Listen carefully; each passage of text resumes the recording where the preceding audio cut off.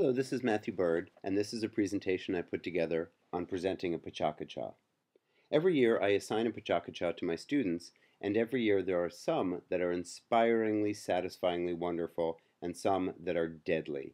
Because it turns out that 20 seconds can be too short a time to cram information into, or a really, really long time to sit in silence.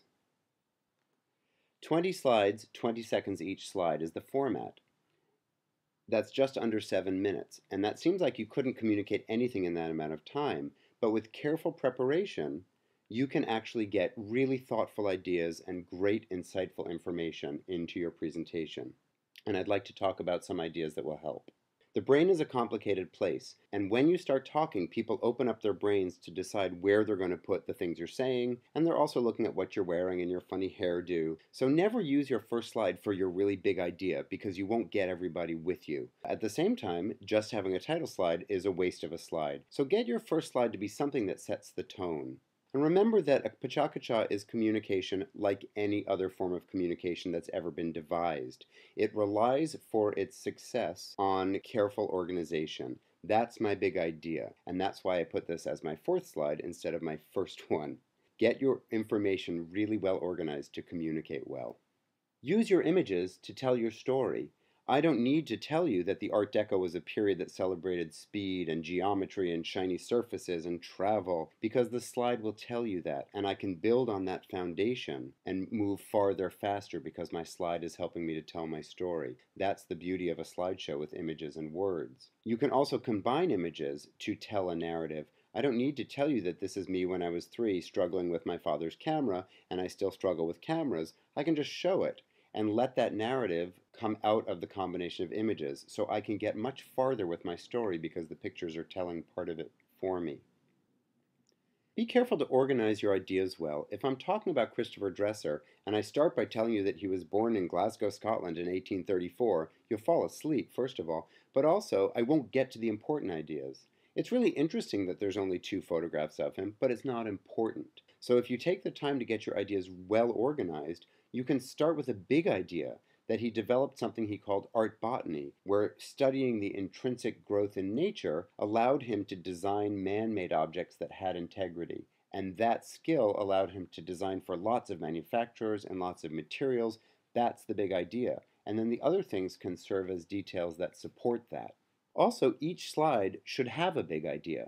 So if I were talking about Paulding Farnham, I would want to plan out my 20 slides so that each one had a clear point, and those points were linked together into a larger narrative that got us somewhere. And you can combine images in your slide, but every slide should tell one part of the story, sort of one chapter.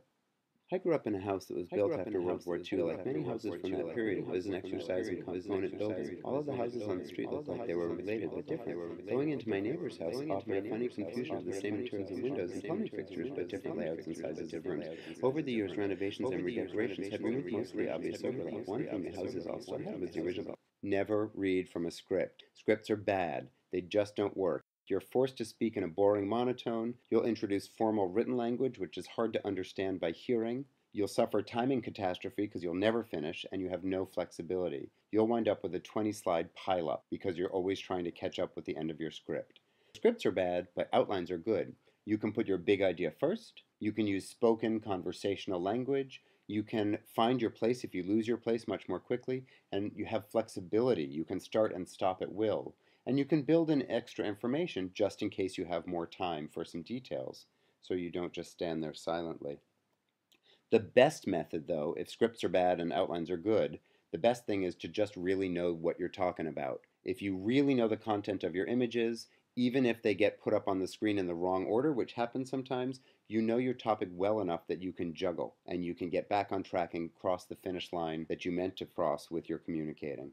Another important thing to do is use images that are not confusing or weird. You'll throw people's brains out of the groove. I want to talk about Philippe Starck's redesign of the Emeco aluminum Navy chair, but I can't because you're so busy wondering why he posed with this crazy nude Superman outfit on, and it'll take 3 or 4 slides before you stop thinking about that. Remember that reducing the amount of information is a really difficult struggle. I might spend so much time talking about the junk that Frida Diamond designed that I forget to really focus on this classic glass that everyone has held and nobody knows she designed. And that's what I'd like to spend my time talking about.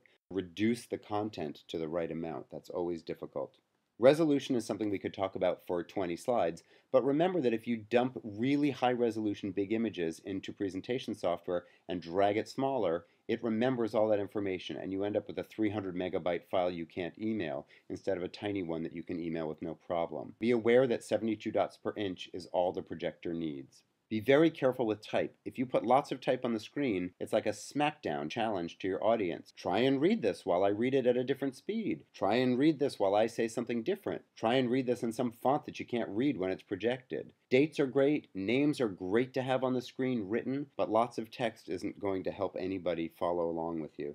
Know that your slides will be so engaging and so beautiful that they'll invite your audience on a journey into your slide and into your narrative. The danger is if you turn around and look at your slide, you'll never turn back to the audience. So many people turn to the slide and then deliver the second half of their presentation to their slides. The screen doesn't care what you have to say. The audience does. So look at the audience and establish eye contact. That's the best way to have authority with your audience. If you look down, if you look at the screen, that gives them a chance to look away and they don't look back. If you look at the audience, they can't stop looking at your eyes. Choreographers have developed methods of notating dance, and performers can use that to learn a dance, but the only way they can perform the dance is to burn it into their muscle memory by doing it over and over and over again. And a presentation is the same thing. The only way you won't be nervous, the only way you won't have a train wreck, the only way you can do it with confidence is to do it many times. There are 20 slides on things you should think about when doing a 20-slide presentation. There's room for many more ideas, but those are the big ones, and I thought sharing them would help guarantee slightly better chance of success at your own.